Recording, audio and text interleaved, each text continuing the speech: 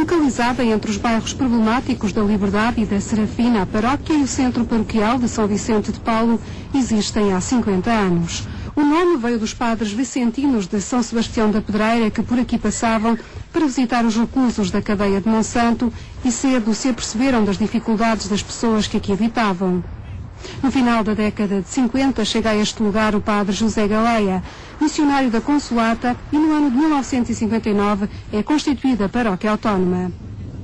O cardeal Cerejeira confia ao fundador a Educação Popular, instituição particular da solidariedade social, fundada pelos padres vicentinos, primeiros obreiros destes bairros. Pouco a pouco, o padre Galeia foi construindo o centro e o apoio aos necessitados.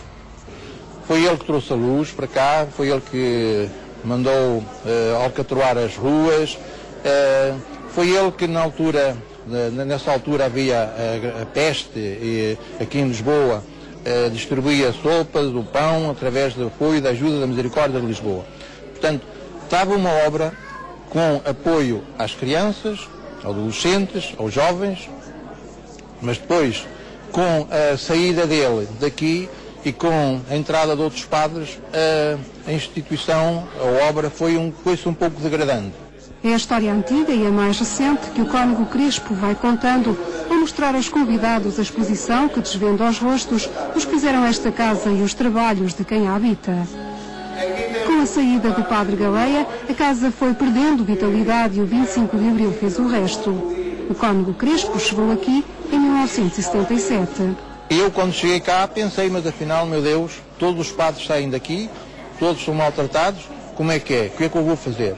Portanto, estar à espera que as pessoas venham à igreja não é possível, portanto, é preciso começar a arregaçar as mangas e fazer alguma coisa diferente em prol, em bem da sociedade e deste bairro.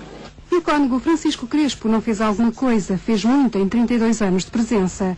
As precárias estruturas iniciadas foram pouco a pouco dando lugar a novos equipamentos com capacidade para 65 crianças de creche, 150 de jardim de infância, 170 de ATL, 110 adolescentes e jovens, 30 deficientes adultos, a grande maioria sem apoio familiar, 80 idosos no apoio domiciliário, 65 idosos no centro de dia e 100 idosos de grande dependência em lar. Isto para além dos serviços de fisioterapia, clínica dentária, Univa, apoio a famílias carenciadas através do Banco Alimentar e serviço social aberto à população. É este serviço à sociedade que se celebra nestes 50 anos de vida da paróquia e centro paroquial de São Vicente de Paulo.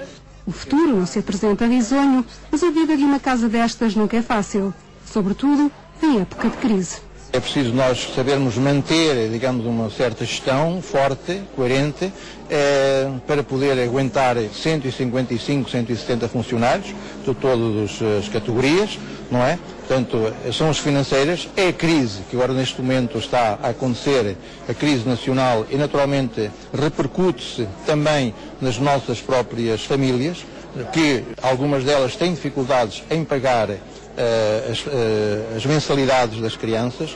Alguns idosos têm as famílias que talvez se aproveitam um bocadinho da pensão dos idosos para ficar com a sua pensão para poder sobreviver. Por estas razões, o cônego Francisco Crespo, que é também o diretor da Pastoral Sociocaritativa do Patriarcado de Lisboa, aposta no projeto Igreja Solidária para fazer face às necessidades mais urgentes das paróquias de Lisboa. Tudo para que no futuro a paróquia de São Vicente de Paulo e outras paróquias de Lisboa continuem a ser o fontanário da aldeia, onde todos acorrem para saciar a sede. No mesmo dia em que se inaugurou este monumento, por ocasião dos 50 anos do Centro Paroquial de São Vicente de Paulo, uma conferência nestas instalações refletia sobre a minoria que somos. Bagão Félix era um dos convidados e criticava a sociedade por esta ter deixado as instâncias públicas capturarem a solidariedade. É a consequência lógica da concorrência desenfreada. O anfiteatro do Centro Paroquial de São Vicente de Paulo enchia-se para ouvir a história desta casa, as palavras do cônego Francisco Crespo, mas também para ouvir Bagão Félix e Dom Tomás Silva Nunes refletir sobre a minoria que somos. Bagão Félix enumerava os adversários da solidariedade, o individualismo excessivo, a primazia do curto prazo, a a separação das gerações, a dissolvência entre o bem e o mal. E nestas questões da solidariedade, esqueceu-se a caridade e passou-se a dar respostas meramente mecânicas. Foi quase uma tendência, direi quase obrigatória, mecânica, a circunstância da solidariedade ser cada vez mais capturada ou aprisionada pelo Estado, pelos poderes públicos. Eu não critico os poderes públicos por isso, eu critico a sociedade por isso. Deixou que os poderes públicos capturassem a solidariedade? Sim, porque não foi cumprido em plenitude o princípio da subsidiariedade. Ou seja, o princípio da subsidiariedade é não passar a uma organização superior da sociedade aquilo que podem fazer as organizações mais básicas, como o indivíduo ou a família. Uma situação que aconteceu na solidariedade, mas que aconteceu também na educação.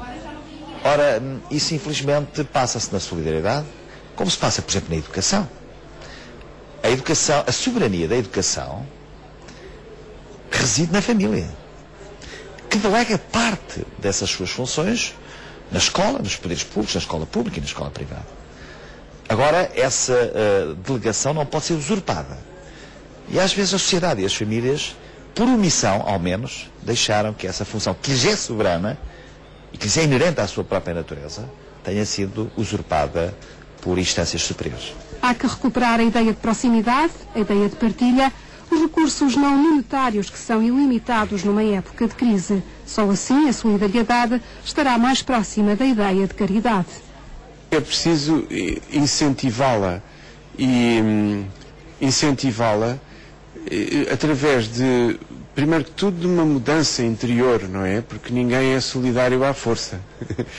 Ou a pessoa ou sente o valor da solidariedade como algo que descobriu e que integra na sua vida como uma dimensão essencial para a sua própria realização, para a realização dos outros, que é inseparável, ou então nós não temos realmente mudança, não temos solidariedade.